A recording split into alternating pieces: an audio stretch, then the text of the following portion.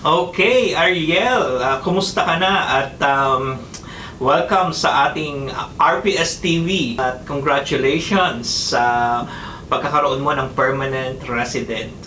Ariel, maaari mo bang ibahagi sa atin ang iyong journey dito sa Australia? Una po sa lahat, RPS, maraming salamat po.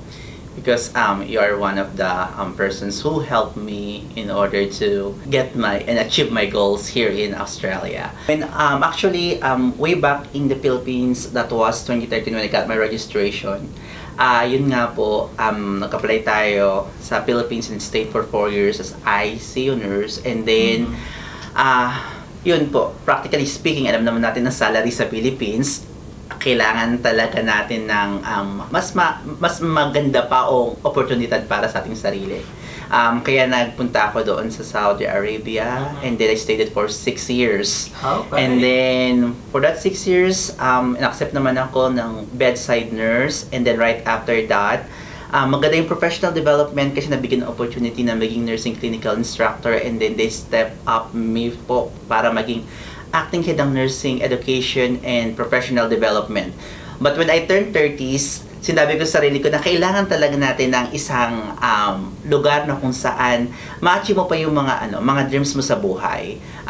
Honestly speaking, I'm choosing between USA and Australia. And then since po may mga relatives tayo dito sa Australia, pinakita talaga nila kung gaano kaganda yung environment yung mga tao dito sa Australia. That's why sinabi ko sa sarili ko na sige, try natin po tong Australia. Siyempre, hindi po ito ma-achieve kung wala pong driver.